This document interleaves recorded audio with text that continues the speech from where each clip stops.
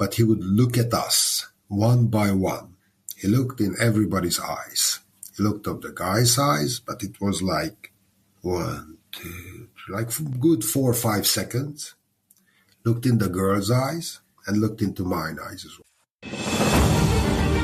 This is Cold War Conversations. If you're new here, you've come to the right place to listen to first-hand Cold War history accounts. Do make sure you follow us in your podcast app so that you don't miss out on future episodes. Zsolt Akos Pall was 17 when he decided to flee Cold War Romania for a better life in the West. It's a heartwarming story of the generosity of strangers. Young Zsolt finds compassionate border guards, gets lost in Vienna, and has incredible luck wherever he turns as he negotiates the Iron Curtain as well as many other international borders to reach his brother in Sweden. However, his escape is bittersweet as we hear of his emotional farewell to his parents, not knowing if he's ever going to see them again. Now, Cold War history is disappearing. However, a simple monthly donation will help to keep this podcast on the air. You'll get the sought-after Cold War Conversations coaster as a thank you, and you'll bask in the warm glow of knowing that you are helping to preserve Cold War history. Hi, I'm Andrew, and I'm very proud to support Cold War Conversations with a small donation each month because Ian's put together such a brilliant range of interviews.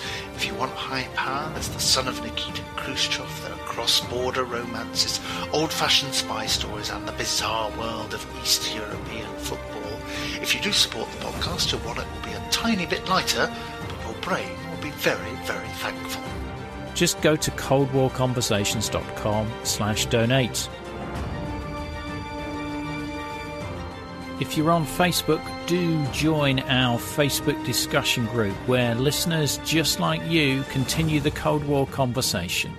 Just search for Cold War Conversations on Facebook. I'm delighted to welcome Zsolt Akos Pall to our Cold War conversation.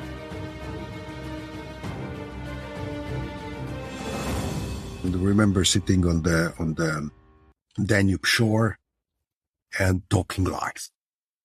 And then I started thinking about going abroad. And I flipped a coin.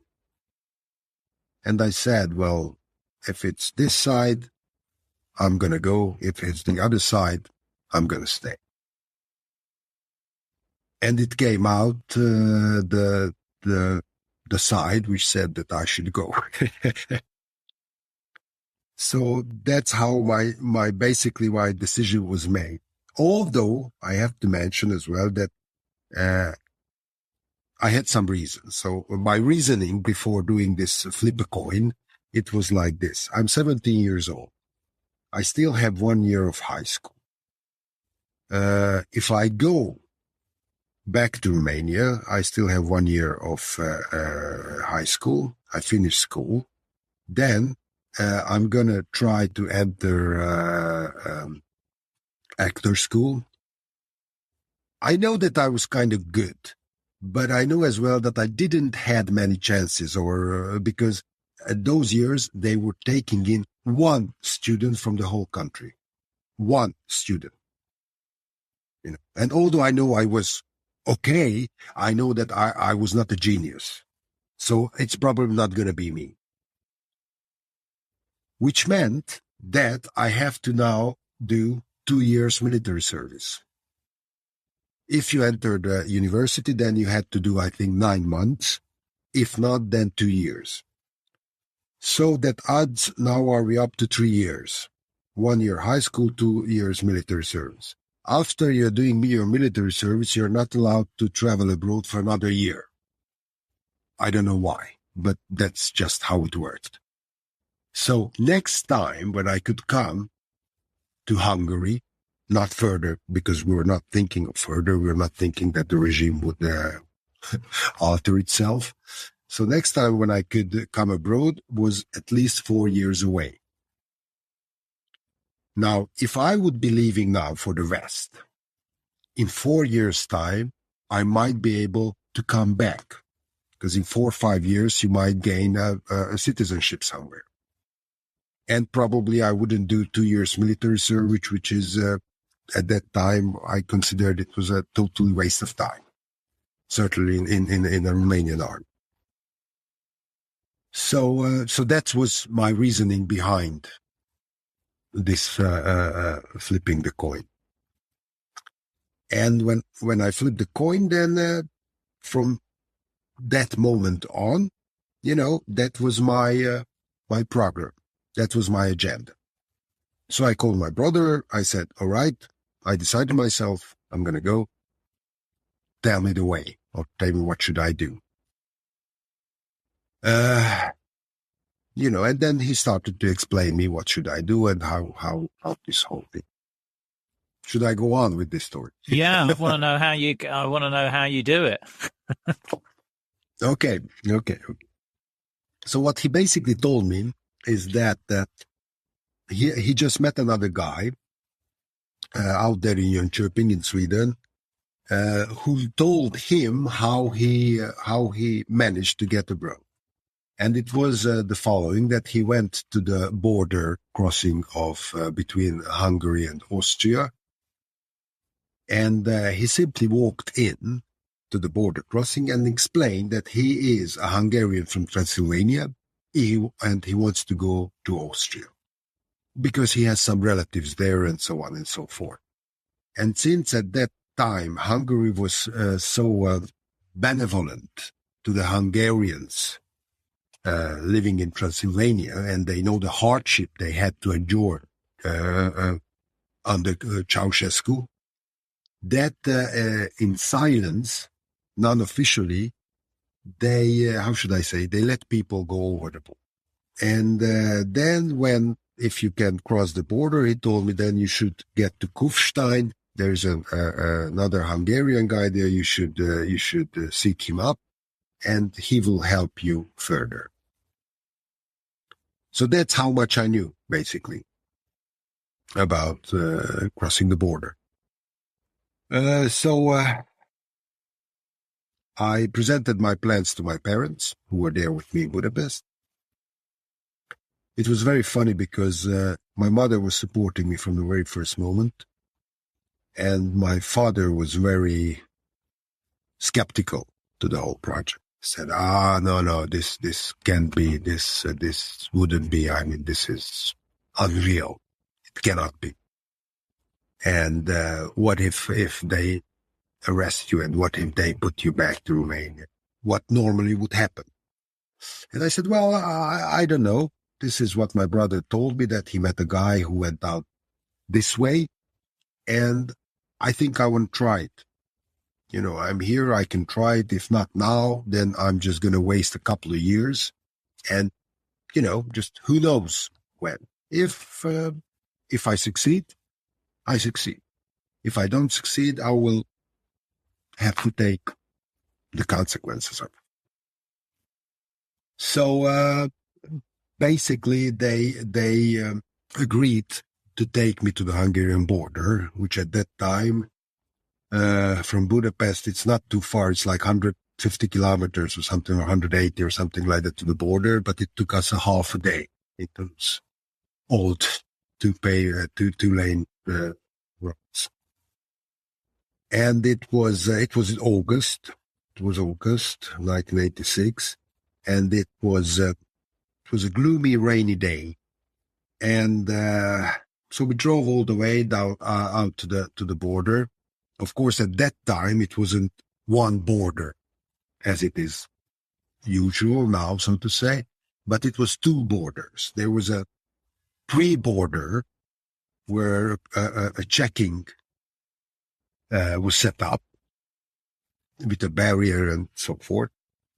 So everybody was staying in the first barrier, and then from time to time, they would pass on 3-4 cars into the big border, the real, so to say. And it was a huge queue. It was like, 800 meters, kilometers queue of cars on the border. And I said to my father, well, we shouldn't stay in the queue because this will take, I don't know, half a day to stay here. Just drove all the way in the front. So we drove because it was no traffic coming towards us, basically. Just from time to time, one or two cars. So we went out to the first place, stayed on the left of the road, and I went out of the car and went to this little border. And there was a soldier there, standing there, and said, "Oh, what do you do? Why did you came here with your car? I mean, go back and stay in line," and so on and so forth. And I said, "Well, good day to you, sir. My name is this and this. I'm coming from Transylvania. I have an uncle in Austria. I would like to go there. You know, my life in Transylvania is not a great deal to brag about it. And yeah, that's what I would like to do." And he was looking at me as like, what did you say? I said, "Well, yes, I'm a Transylvanian, Hungarian from Transylvania. I would like to cross to the West." "Well, you can't cross to the West like that. Do you have a passport?" "Well, yes, of course I have a passport." And I handed him my passport. He looked at it. "Well, you have no Austrian visa," he said. "No, I don't." "But then how do you want to go?" I said, I just want to go." Well, I don't know what to say. It's not possible." "Well, wouldn't you mind calling into the central and just ask someone?" I said, "Well, I could do that." And said, "Yeah, please do that." So he picked up the phone, and I heard that he was saying, "Comrade Captain, I have a person here. He's a Hungarian Transylvanian youngster. He wants to go to the West, to Austria. What should I do?" And the captain told him, "Send him in." So he put down the phone, looked at me, and he said, "Do you have any luggage?" I have a backpack in the car. "Well, get your backpack, your passport stays with me, and then come back here." So I went back to the car, which was like, 30 meters from there, and I took out my backpack from the car. I said goodbye to my parents, and they were still not believing that I'm actually going. I said, "Well, you know what? Go back and wait here for 2-3 hours. If I won't be back by 3 hours, then go back to Budapest, because if I don't succeed of getting over myself to the border, then I will be back to Budapest somehow, and I'll let you know." And that was it. I said goodbye. I took my backpack, went back to this little border check. Can I just ask you, was that tough saying goodbye at that moment? Yes and no. It was tough in a way because, I knew that if I'm going to be gone now and if I succeed, I might not see them again. Mm-hmm. I just didn't know it. But everything happened so fast that it wasn't really time for getting, emotionally involved very much. This is it. I'm going. All right. Thank you. Take care of you. Don't have any remorses. Don't have any of that. It's my decision. And being the age you are, you're looking to the future. Yes. Opportunity. And later on, when my parents came out to Sweden as well, we talked about it. And they said they had a different argument in the car back to Budapest because my father felt so guilty about letting me go. I mean, officially I was still a minor, and then he shouldn't let me go, and and then, but on the other hand, which I understood later on, is that when he was talking about his life as well, he said at one point that I have one big remorse or one big regret. Regret, that's the right word. I have one big regret that I had to live my entire life in this horrible regime. So that was some, in him, and I think that was one of the reasons he let me go. not to have the same kind of life. I mean, we didn't have a bad life on family level and on city level, or with our everyday life. I mean, we didn't have a bad life. We have I would say we have a quality life. We lived, loved each other. We had friends. We have, we're all kinds of communities, and we were both partying and going to theater and so on, so on. So we have a vivid community life back there in that way. But still, when something is wrong from the beginning, something is, the basis for the whole life is it's a lie, basically, and you have to live with that every day. So anyhow, later on when I was and I was rethinking what have happened, I think this was his reason why basically he let me go at that time. And then I went into the border station. I mean, I had to, I think it was like at least a kilometer or 2 or 3 kilometers. I can't really remember how long it was to go into this big border, so to say, crossing this no man's land. Well, one of the reasons why they had this double border system is that when people were defecting, and they left the first border and they thought they are already in Austria. And then the Hungarian police could come and collect them, basically, because they were still in Hungary. Mm. It was a double system. Yeah. Clever. Yeah, clever. Yeah, they were very clever in this way. So I went into this big border station, and it was a vivid border station. People standing, cars, in several lanes, and so on, and nobody paid attention to me. Basically, it was kind of funny. It's like until now everything was under control, and blah blah blah. And now you come to the border, and nobody cares about you. So since I know that this guy on the border, the soldier was talking to a captain, so I saw a guy with 4 stars on his shoulder, and that's a captain. So I approached this captain and I said, "Hello, sir, this is who I am. This is what I would like to do." And he said, "So what did you say?" I said, "This is my name. I'm coming from Romania, Transylvania. I'm a Hungarian. I would like to go over to Austria. I have an uncle there who's waiting." Uh-huh. Okay. Do you have a passport? Well, yes, of course I have a passport. Okay.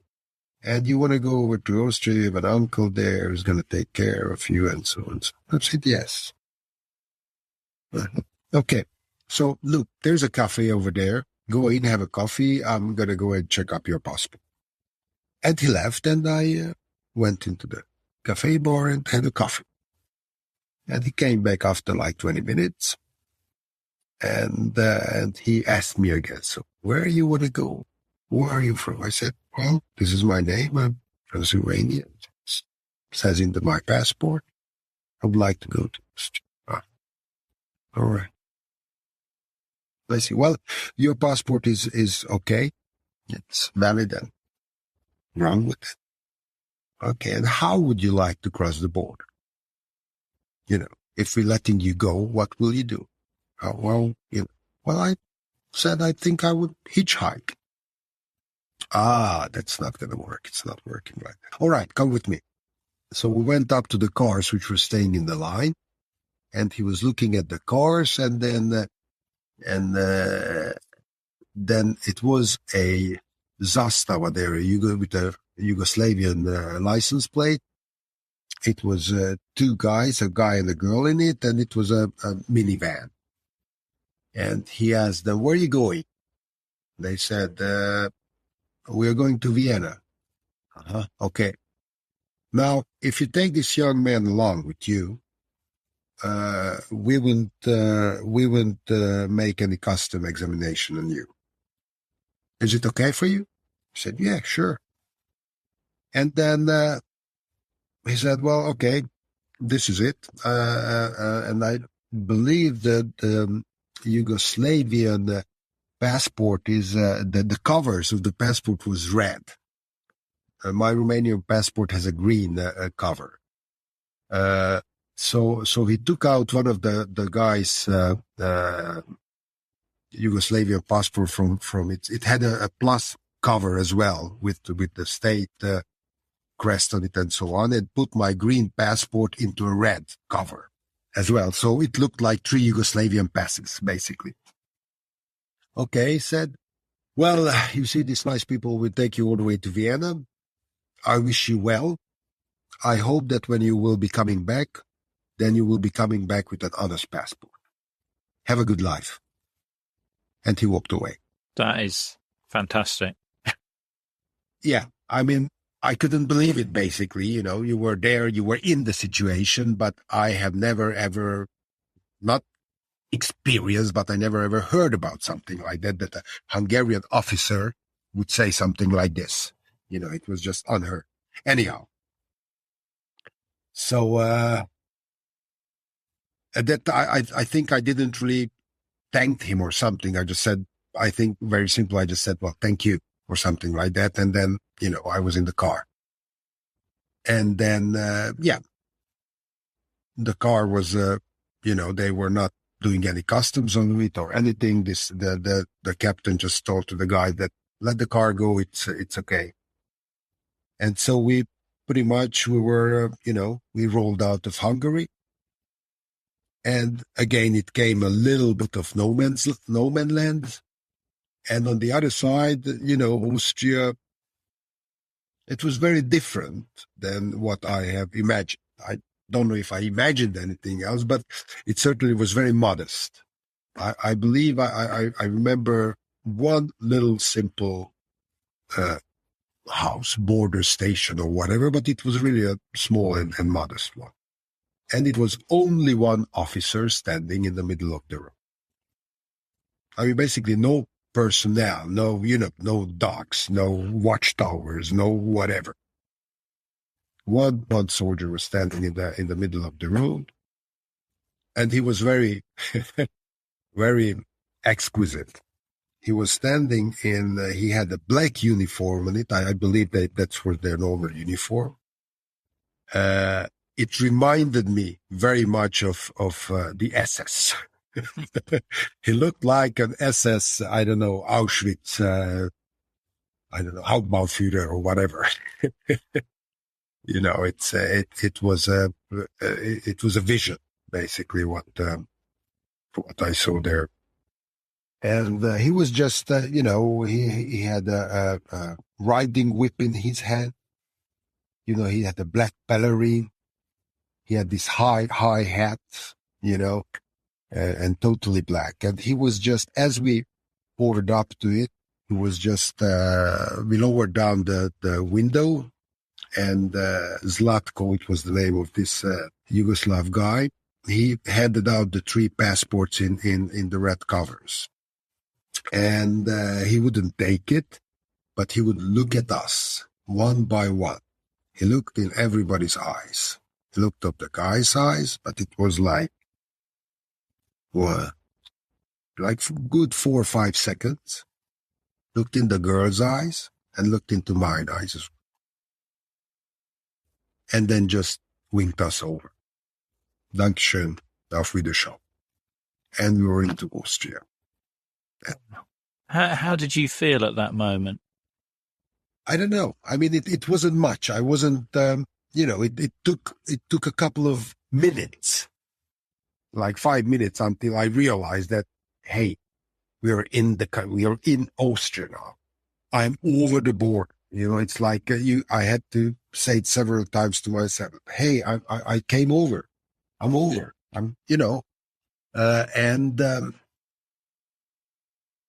Yeah, but I wasn't euphoric, and I wasn't, very emotionally engaged, whatever. It just, it was a relief, yeah, I guess, in a way. And it was a small happiness, but deep inside, I still didn't really believed in some way or another.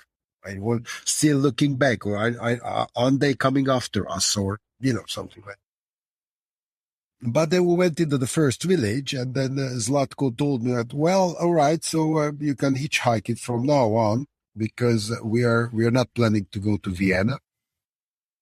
We are planning to go back to Hungary. We just basically what they did, and they actually told me without any remorse or whatever. They told me that they were actually smuggling cigarettes. They had 100 carton cigarettes on them in the car, and they would have liked just to put it down in Austria, to have a box there on a train station, safety box or something like that, and put it down there and go back to Hungary to buy another 100 cartons or whatever, and to come back to Austria again. And you smuggle cigarettes. I said, well, why do you smuggle cigarettes? I mean, aren't they here to buy? Well, yes, of course they are here to buy, but in Hungary it's cheaper. So basically they were smuggling Ron Hills, which is a Yugoslavia-made cigarette. And in Hungary it was cheaper than in Yugoslavia. So they came over to Hungary, bought the cigarettes, took it over to Austria, and then, sold it in Austria. And they could make, a decent amount of money on it. They were young. It was a young couple. They were university students somehow. And this was the way how they were, fixing their living or staying at the university. And then we went into the first village and seeked up the train station to find this kind of deposit boxes. But the train stations was closed. It was late in the afternoon. It was like 8 o'clock in the evening or something like that time. And so went on to the second village and the third village, and everywhere was closed. So basically, they had to come up to the Hauptbahnhof, to the main station in Vienna, to put down the goods there. So thus, they took me all the way to Vienna. Mm. And then, we parted there. Okay, I was in Vienna. I didn't know anyone, of course. I had no uncle. I had nothing there. And presumably you had no Austrian currency either. I had a little currency, actually. No Austrian currency. I think I had 3,800 forints or something like that. Officially, you were allowed to take 800 forints out of the country. Actually, the Hungarian captain asked me if you have any money on me. And I said what I had. I said I had 3,800 forints, and maybe I had, like $50 or something like that. And he asked me, is it enough, or shall I give some money to you? And I said, no. As I told you, my uncle awaits me on the other side of the border, so actually I don't even need this money either. He said, okay. Good. You just absolutely found the best person to be on the border on that day, didn't you? I believe so. Yes. And so I was up there in Austria, and I know I had to take myself to Kufstein, where I had an address to seek up and where I will be taken care of, so to say. And, but in the West or in Vienna as well, they are closing the stations for the night, so you can't stay at the station. So I came out from the station and it started raining as well, and I didn't want to stay in the wet there. So I saw a small police office right there, a small rotund circular building. It was like small shop basically, but it was a small police office. And I went in there. there was a guy, a young policeman, sitting on the table. He had a little TV in front of him. He was watching a Western film. He was alone in that station. And it was very funny because he was wearing Austrian uniform, and his feet he put up on the desk, and he had cowboy boots. It was so funny to see a police officer in cowboy boots. I haven't seen anything like that before. And he was watching a Western film. And, he didn't saw me at the beginning. And I was watching with him the Western film for like 2-3 minutes before I addressed him. And it was very funny because the Western film, it was in German. At that time they dubbed, or even today, I think they dub everything into German. So it was quite funny to watch a Western film in German. And then after a while, I said, hey, hello, excuse me. And say, oh, sorry. And he stopped the TV and, yes, how can I help? Whatever. And I started to tell him my story. Hello, my name is this and this. I'm coming from Transylvania. I'm moving on to Sweden, blah, blah, blah. I'm a political refugee from Romania, basically. And, I have a train tomorrow morning, but, it's raining outside, and can I just stay here so that I don't get wet? And he said, no, you can't stay here. This is a official building. You can't stay here. But there is a motel where your kind of people, political refugees and so on, where they can spend the night. And where it is? He said, well, it's a Grosse Schiffgasse 3. You just go out and there is a tram here, and you take the tram, you go for 4 stops, and you get off there, and, you find your way there. I said, well, okay, thank you very much. Yeah, goodbye, blah, blah. So I came out, and I was down, took the tram, went up, went 3 stops, and then I get off because it became clear that he didn't say that I should go left or right. Which direction should I take the tram? So I get off after 3 stops, and I started asking around, Grosse Schiffgasse, but there were very few people on the street. Basically, I stopped, I think, 2 Italian tourists who had no idea where this Schiffgasse was, and some other, I think they were Arabs or something.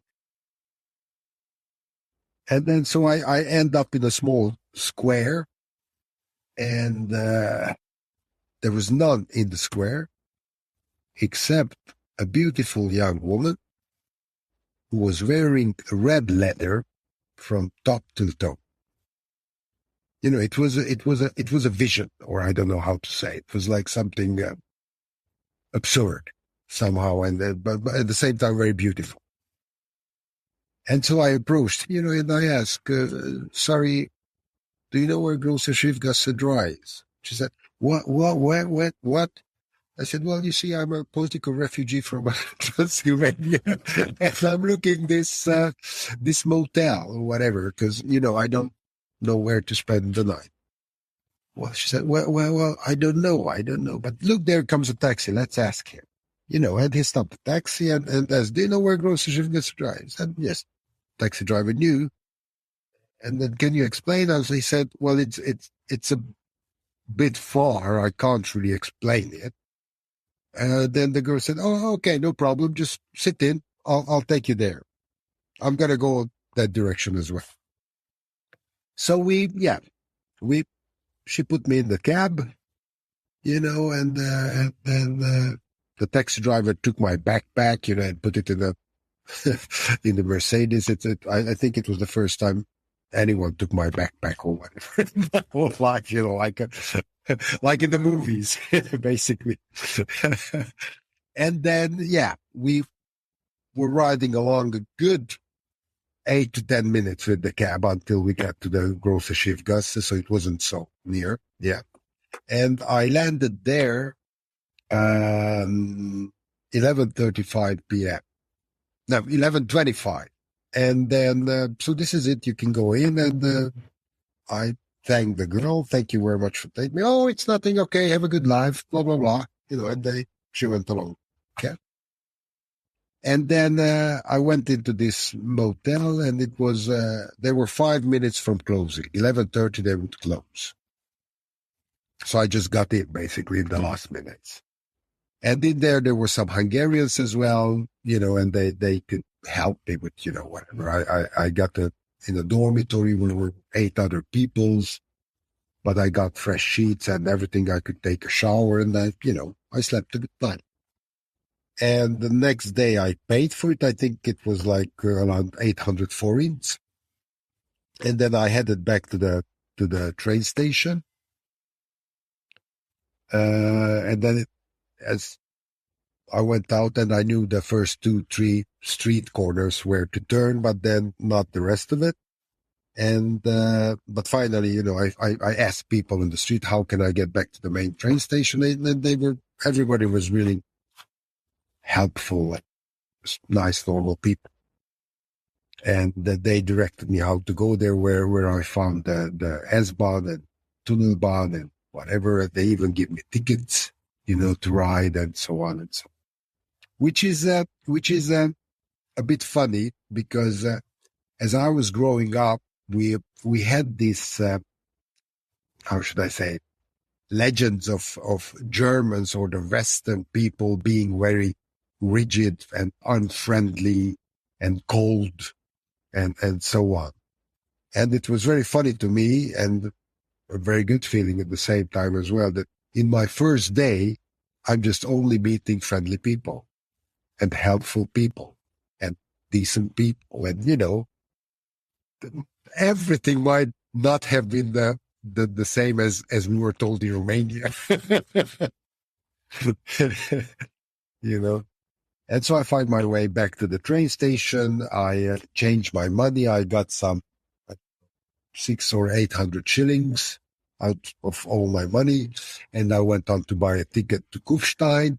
And then I realized that that ticket would cost me more than I had money. So I said, all right, so until where my money is good. And they say, it's good until Linz. Okay, so I'd like to have a ticket until Linz. So I bought a ticket until Linz, and I boarded the train. And I noticed that the first time when you board the train from the first station, the conductor comes and checks your tickets and so on, and it's okay. And the next time he's not checking the tickets anymore. He remembers you somehow.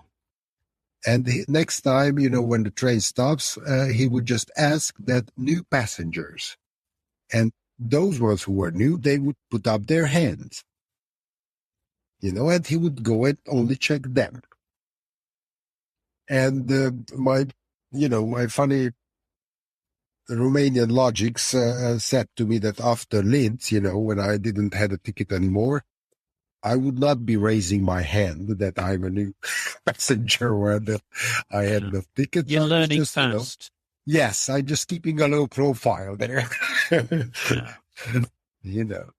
And then I got all the way until Vögel, I think it was called, at the German city, where I had to change trains.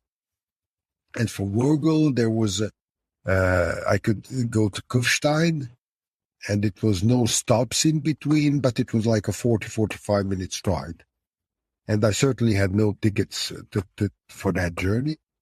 But as lucky as I was, there was no conductor on that train. So I landed in Kufstein. It was afternoon, and 4 or 5 o'clock, and said, basically I thought, okay, I'm done. I just go and seek up the address, and then people will be there helping. So I woke up to the first cab, which was there, and I was asking the address. Hello, do you know this address? He looked at it and said, no, I do not know this address. What do you mean you do not know? I said, I don't think there is an address like this here. I said to him, how long did you drive taxi, huh? All right, so I went to the second cab in the line. I thought I had a novice taxi driver who didn't know his city. So I went to the second one, and he didn't know it either. Went to the third one. He didn't know it either. All right, so something is wrong. I didn't have any money. Not a coin, nothing. I couldn't even make a phone call, basically. And I was thinking, okay, so what shall I do now? Okay, when my father wrote down the address, so he might have misspelled something, I thought. So I said, okay, there is no address like this, but is there any similar? Well, similar, yes, similar, there is a good dozen. Okay, which one is the nearest? And he said, well, the nearest is actually not too far. We're just across the police station, like some 600 meters from here. Oh, okay, good. So I went and seeked up this first similar or looking like or could be address. I think it was number 5, which I was looking for. I found number 4 and I found number 6. I didn't find any number 5.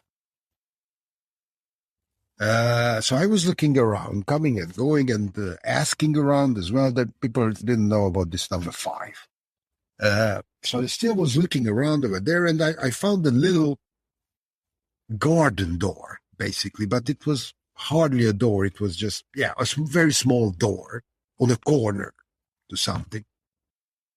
And I said, okay, I'll try this. So I went into through this door, which led into a garden. And like a good 50, 60 meters from there was a huge house, 3 or 4 level house.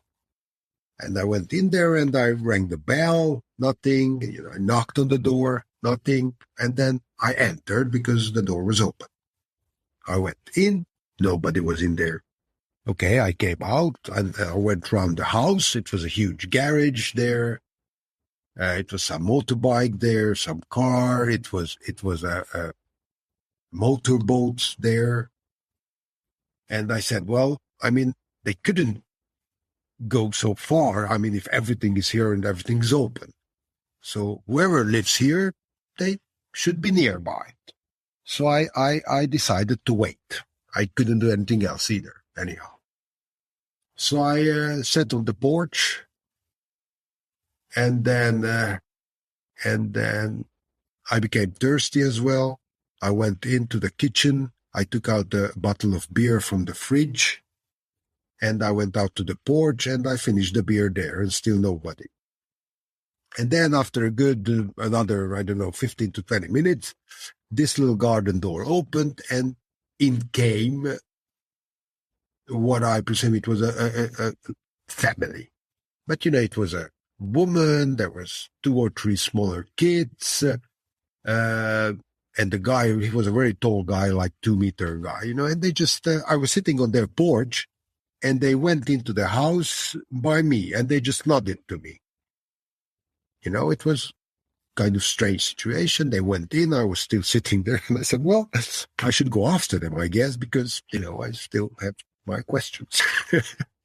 And they went in, and they were just coming from shopping, and they were putting packaging up and, sorting out the stuff.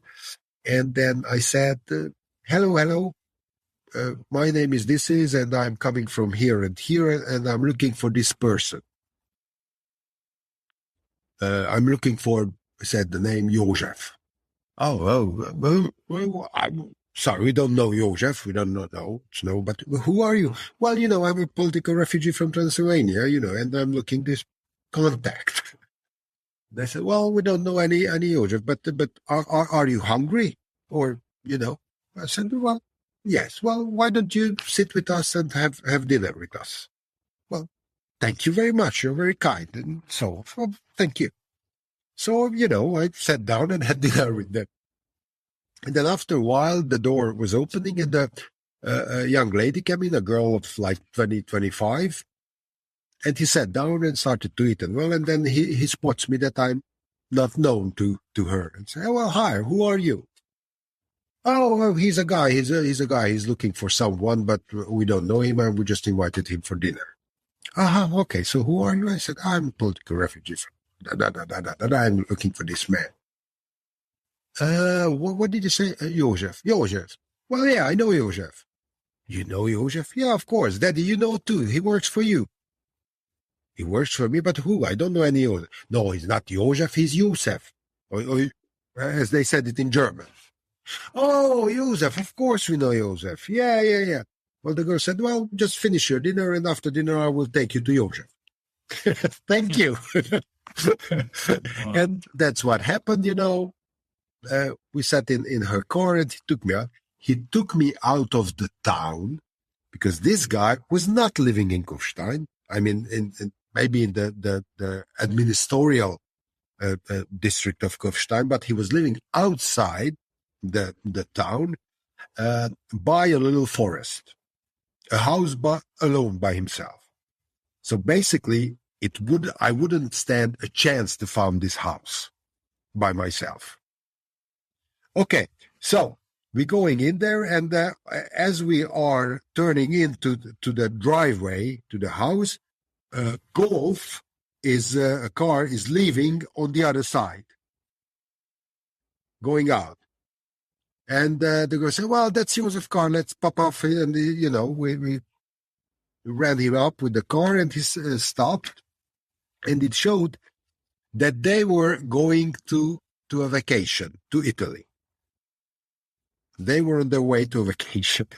So we pretty much catch them in the last minute, basically. 1 minute and I would be stranded there, basically, more or less. I say, yeah, I know you were coming, Joseph said, but I thought you were not coming until next week or something. Well, I'm here. Blah, blah, blah. Okay, and then the girl parted, whatever.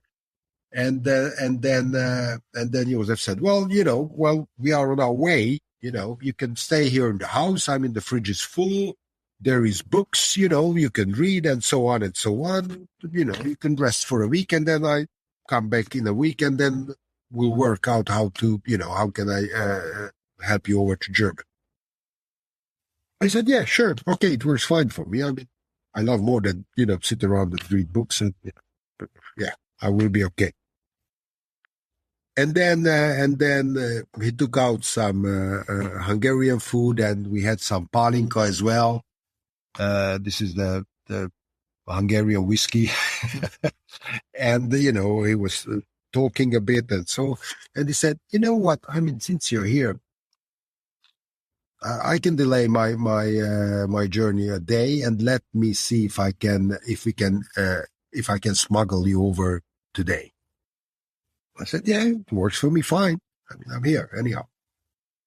So he started to make some phone calls, and after half an hour said, well, okay, let's try tonight. Let's try tonight. I said, okay. And the way we did it was that he had an Italian wife, and he had a kid of around 3-4 years old, and he had a newly born kid. Well, newly born, it was like 6-7 months. So his wife would be driving the Golf.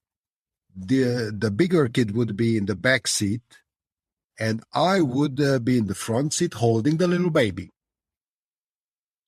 And thus we went to the border. In Kufstein, there's a border between Austria and Germany. So we just drove there. The weather was the same. It was still gloomy and rainy and so on.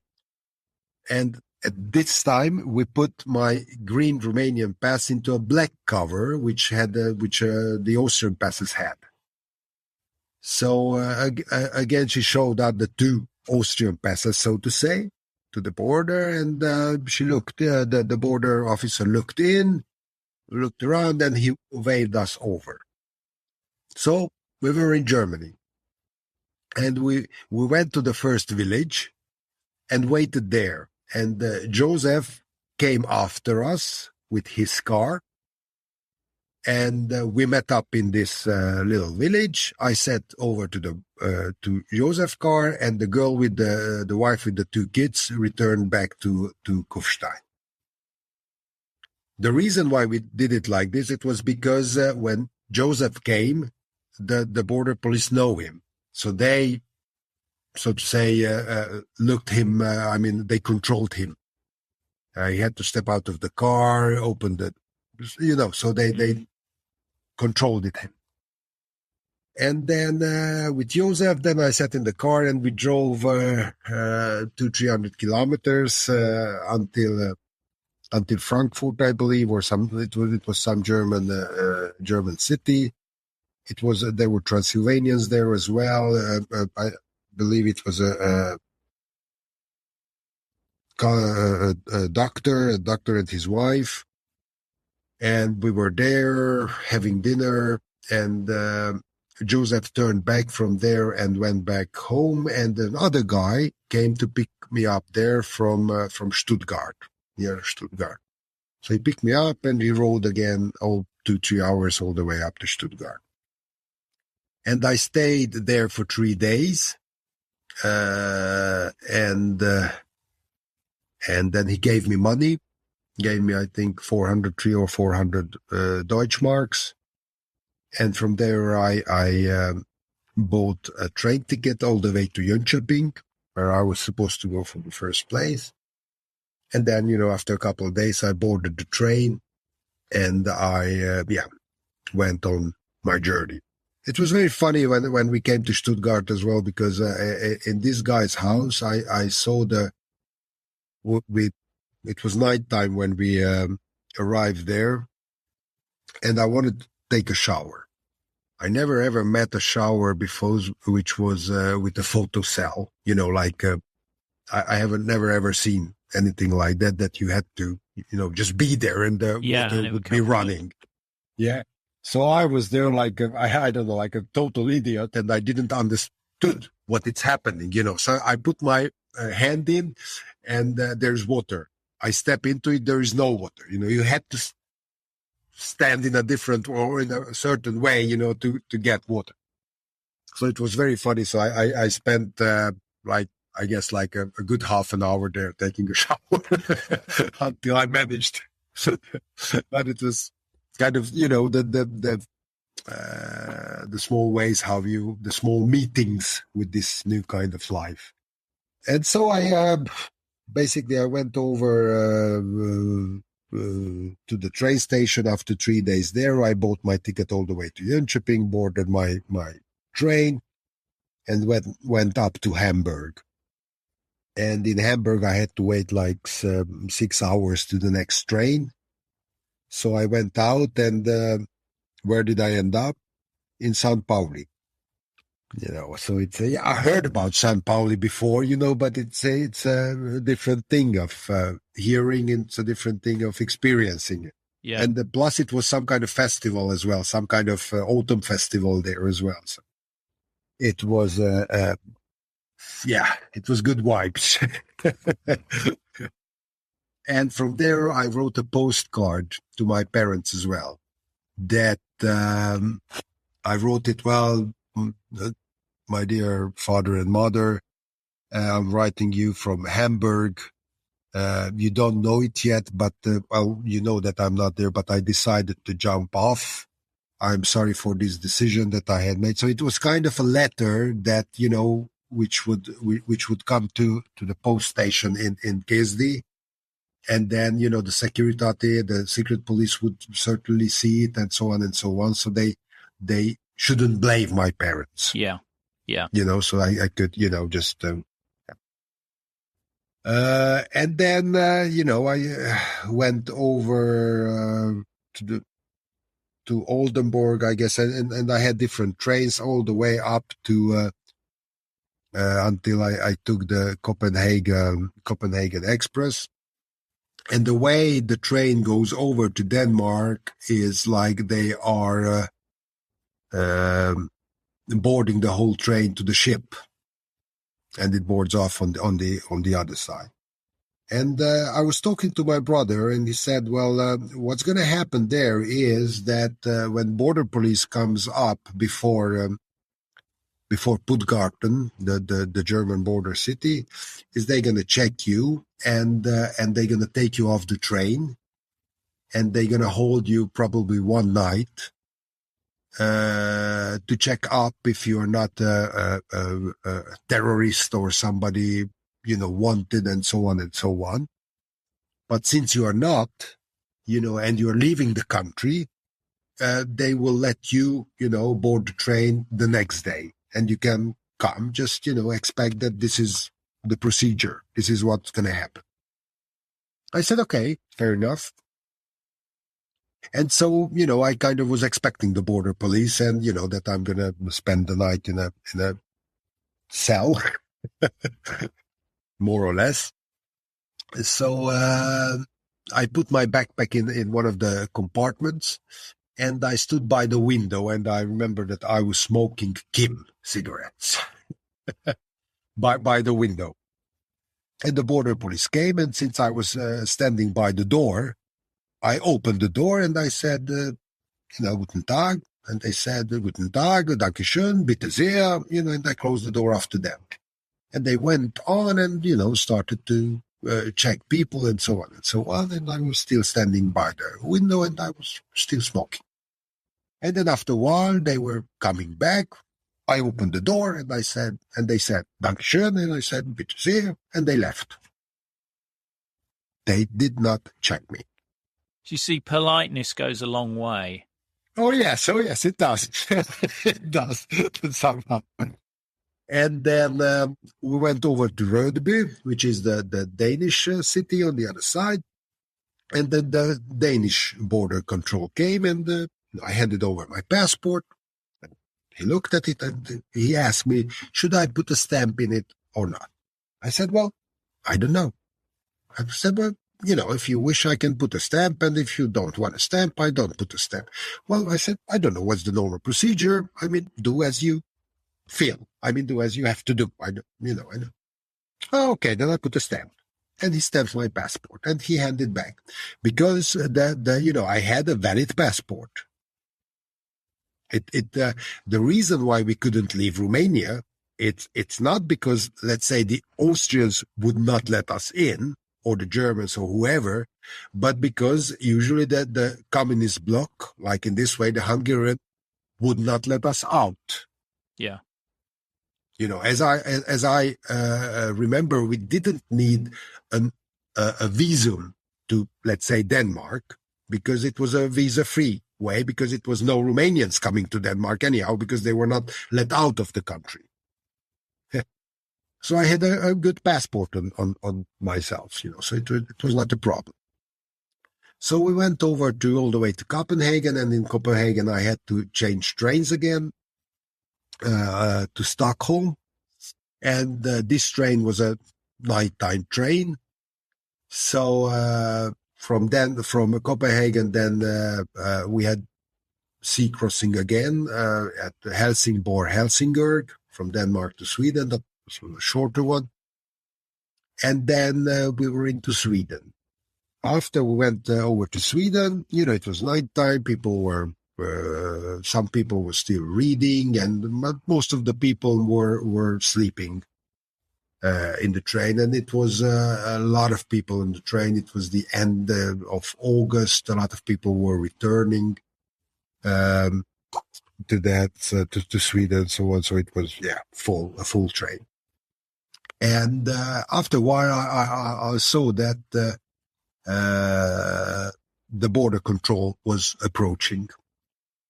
Now, the Swedish officers had a different uniform that I had seen before, because I was, used to so-called normal uniforms. But the Swedish officers had a working, like the dock workers had. I don't know. Like an overall. Like an overall. That's the word. Yeah, they had an overall on themselves, so they were, kind of funny looking. And but I saw that as well, that they were not checking everybody. They were just asking passports of those who were awake. Those who were sleeping, they didn't bother.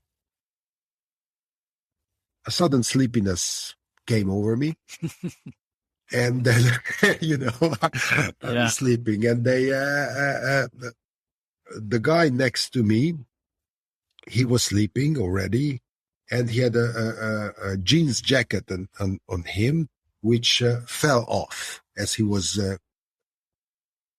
turning around or whatever in his sleep. So the border guy, the police officer, took up his coat from the ground and put back on him, and they left. I waited 2-3 minutes, and I looked around. No, they were gone, which meant that basically I was in Sweden, Wow. And then after like 5 or 10 minutes, something like that, the conductor came. And it was a small person. It was a woman of like 30ish or something like that. And I gave her my train ticket. He controlled it, said, thank you, and said Norrköping, and gave it back to me. And she left. And I was sitting there thinking, she said Norrköping. I think it's not where I am going.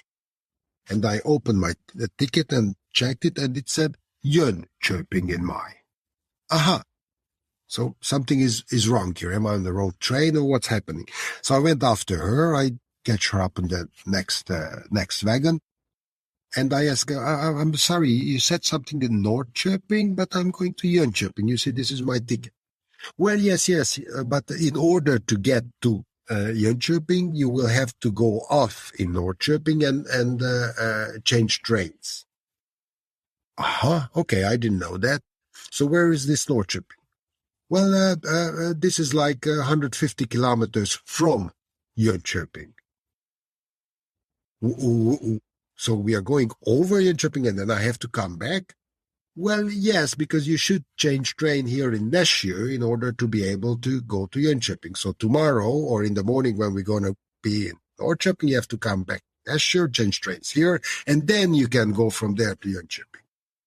Well, I said, but it's wait a minute, it's not working for me. I don't have money, it's Jönköping I want to go. I'm a political refugee from Romania. I'm a Transylvanian, I don't know how to cope with that situation. Can't you help me if we are going through this Nässjö or whatever it's called? Can we just stop there for a moment, or whatever, or what can we do? I said, no, we can't stop. I mean, this is the international night train from Copenhagen to Stockholm. It doesn't stop. The first stop is in Rob. But you see my situation. It's well, she said, wait, okay, wait, let me see what can I do. And then she took out her phone, this train phone, and he was talking to the train driver, train engineer. And then he put it down. He said, well, okay, basically we could stop for a short moment. Unbelievable. Yeah. Unbelievable. You've got a real gift. You've got such a gift. And basically that's what happened as well. When we got to Nässjö, and they announced it in the train because, people were waiting up and looking out what happened. I mean, we're not supposed to stop. And they announced it both in Swedish and English that we're not supposed to stop here, but we have a political refugee from Romania who heads to Jönköping, and this is how we can help him. And we apologize to all of you for this short break, but we will be continuing short. And then I was standing on Nässjö all by myself. Of course, nobody was getting off the train during the night time with my nice Transylvanian yellow backpack. And the people were out on the train windows. They were listening to what was being announced. And then when I heard the story, they said, well, yeah, hey. And they were applauding and said, cheering and have a good life. Yeah, all the best, like, wow, yeah. Where did I Brilliant. got myself into? I mean, this people are decent, and I don't know, just all these positive waves all around. Yeah. So it's, yeah. And then I spent the night there as well because that train station was closed as well from the outside, but from the inside it was okay. So I spent the night there with 3 guys. I guess they were in the same situation as I were, I guess. And then in the morning, the train came, and I continued to Jönköping. And when I got to Jönköping, then I called my brother on the phone, and he came and fetched me. he was at, a family. I mean, she had a girlfriend, of course, from Transylvania. And that was the main reason he was leaving Hungary as well to come out to Sweden. So that his family. And then he fetched me to family, and then his girlfriend. I took a shower and I had a breakfast, and then his girlfriend, who already knew Swedish by that, took me to the police to, register and said, here I am. So went into the police, and Ildiko was translating, and then I got this registration, and then went over to the immigration office, and then I registered there as well. They asked me if, how would I like to stay? And I said, well, what do you mean? I mean, would you like to stay to Transylvania, another Transylvania? I said, well, of course. And then, we went over and bought some basic stuff like towels and those kind of stuff. And we went up there, and there we were I was put in a flat with a fellow Transylvanian guy. And there we lived together for like 6-7 months until we got our permits, resident permits, and everything else. Incredible. What was that moment like when you met your brother? It must have been emotional, or not? It was kind of emotional because,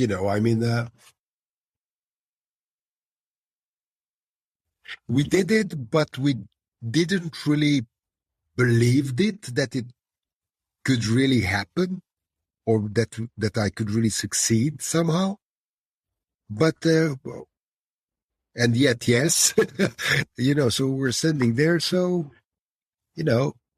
but we didn't had any tears but we just went on like business as usual, basically, like, okay, I did it. Here I am. Okay. So what's the next step?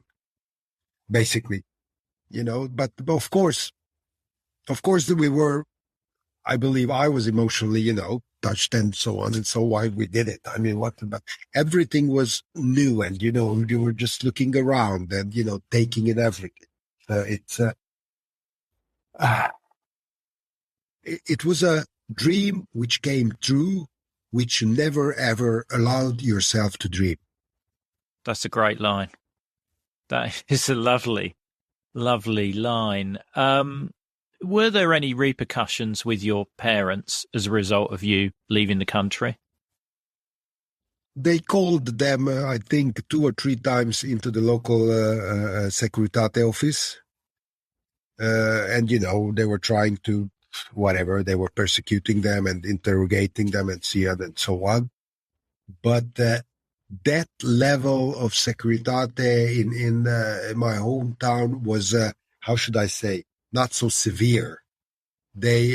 My father was a well-known person in the city, and there were Hungarian officers, some of the Hungarian officers in the Securitate as well, and they didn't really wanted to make a big thing out of it. But let me just add to it that in 1988. By that time, my parents were retired, and they came out to visit us in Sweden. 1998, it's still communism back in Romania. And then we persuaded them to stay in Sweden. And after us, that their 2 children was already living in Sweden, they got political asylum as well. In a month or something. It went very fast. So they stayed in Sweden. And in 1989, that is a half year after they stayed in Sweden, our house was demolished in Kesdi. Was that in retaliation for them not coming back? Not really in retaliation, but because they wanted to build a new housing neighborhood there, and basically they took the house, they took the garden, they took everything, and what they paid, it was a small sum, basically. small amount of money, so that it's what it's really worth. And the long my father was home, I mean, he could resist in one or other way. But when he left, then, nobody was there. And I guess it was probably easier for them to leave Romania because they were pensioners at that point, and it meant Romania, if they didn't come back, it meant Romania no longer had to pay their pension. There's further information such as photos and videos in our episode notes, which will show as a link in your podcast app. Now, this podcast would not exist without our financial supporters, and I want to thank one and all of them for their generous support. If you want to help us, just go to coldwarconversations.com/donate for more information. And you can also join our Facebook group where listeners just like you continue the Cold War conversation. Thanks very much for listening. It is really appreciated. Goodbye.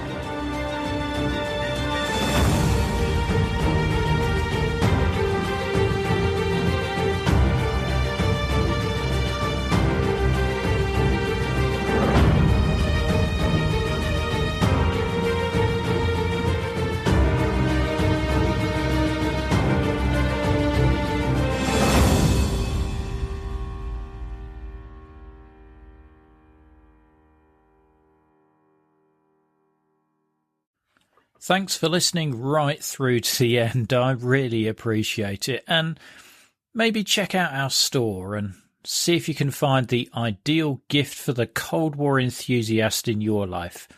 Just go to coldwarconversations.com/store. Thanks for listening.